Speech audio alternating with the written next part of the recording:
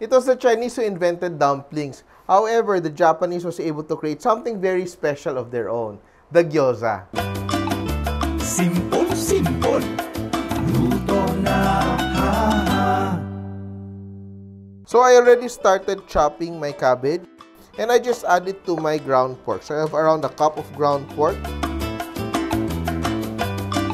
And I also have dried shiitake mushroom. So, I rehydrated it, so I soaked it in water. Binabad ko siya sa tubig ng ilang minutes hanggang maging tender siya ulit. And I'm going to dice it as well. I just remove the core, yung stem niya, kasi medyo it's tough. And I also dice our mushrooms. So this adds a very nice earthy flavor to our gyoza. Kung meron kayong fresh shiitake mushrooms, why not? You can use it as well. But I like using the dried kasi it's more flavorful. And I also add it into my bowl with the cabbage and the meat. And next, I have some leeks, or you can use spring onions or scallions, and chop it up as well.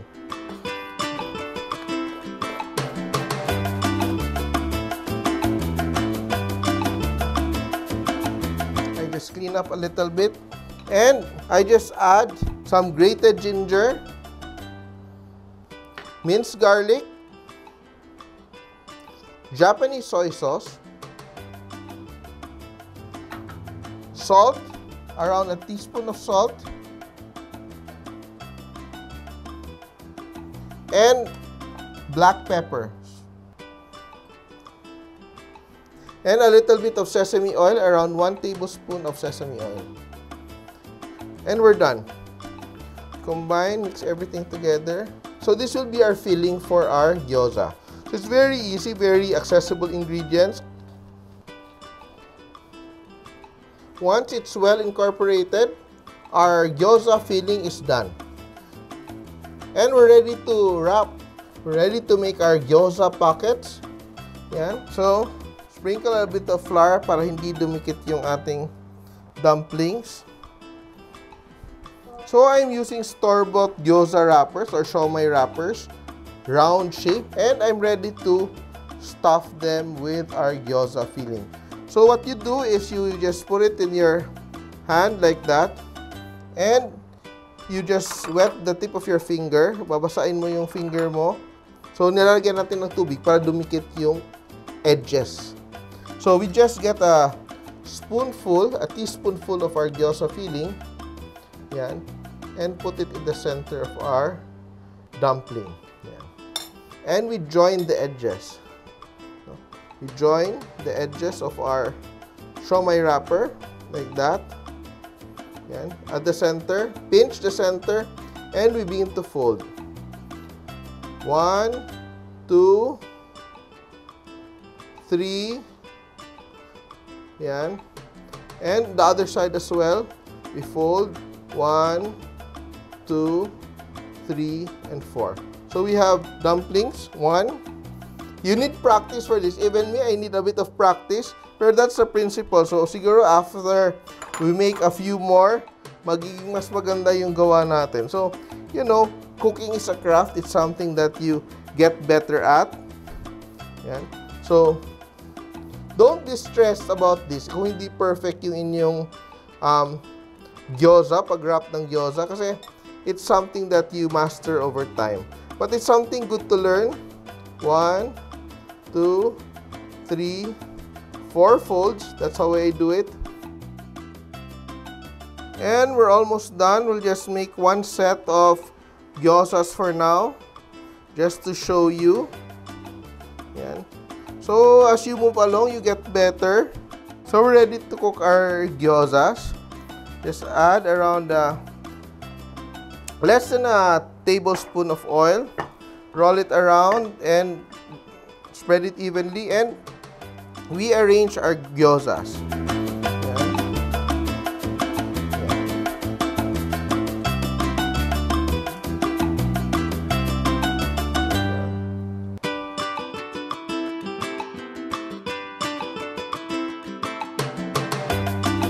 Now is to make sure that we create a crust for our gyozas. So we just take a peep if our gyozas are already brown. You see it's still very pale, we just cover, we put it back, and we cover it for a few minutes.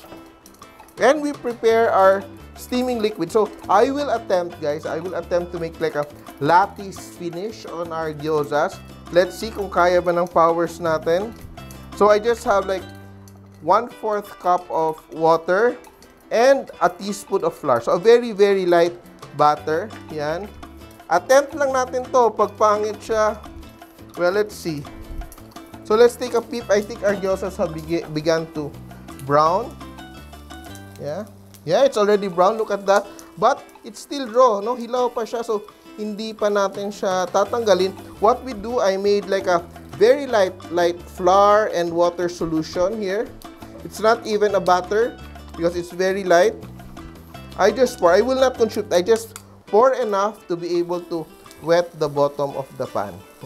So, this will steam our dumplings. Look at that. You hear the sizzle. We want to steam it, so we cover it under low fire. We cook it for 2 to 3 minutes.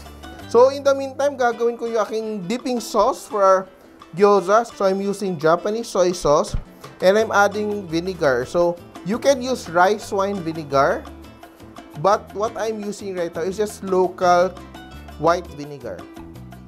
And chili oil. So, you can use Japanese chili oil or ordinary local chili oil. And that's already our dipping sauce. So, we're waiting for our gyozas to cook. We don't have to worry na mahilaw siya kasi we're steaming it covered. And also, sobrang konti naman niya. So, hindi siya sobrang katagalan maluto. So, 2 to 3 minutes will be okay to be able to cook our gyozas through. Yan. We're already done kasi nag-evaporate na, nag-dry na yung bottom niya. Wala na siyang steam. And lastly, what we do is we just add a drizzle of sesame oil. More sesame oil just to give that aroma. Very nice aroma. If you want to make sure that your gyozas are cooked, you just use your finger and press. If it is already firm, it means that the filling is already cooked. So guys, are you ready for the great reveal? Pray for me. I'm so parang tense if na-achieve ko ba yung gusto kong effect sa ating gyoza. Konting confidence, tiwala sa sarili. Get our plate ready to serve our gyoza. Woohoo! 1, 2, ready, flip! And I'm sorry to say, I have a perfect pancake gyoza. Look at that, guys. Yan, and I add here. Try it at home. Our Japanese gyoza. Simpol! Nagustuhan niyo ba ang video na to? Please share para lalong dumaming ating mga kasimpol. And don't forget to subscribe to our Facebook, YouTube, and Instagram accounts.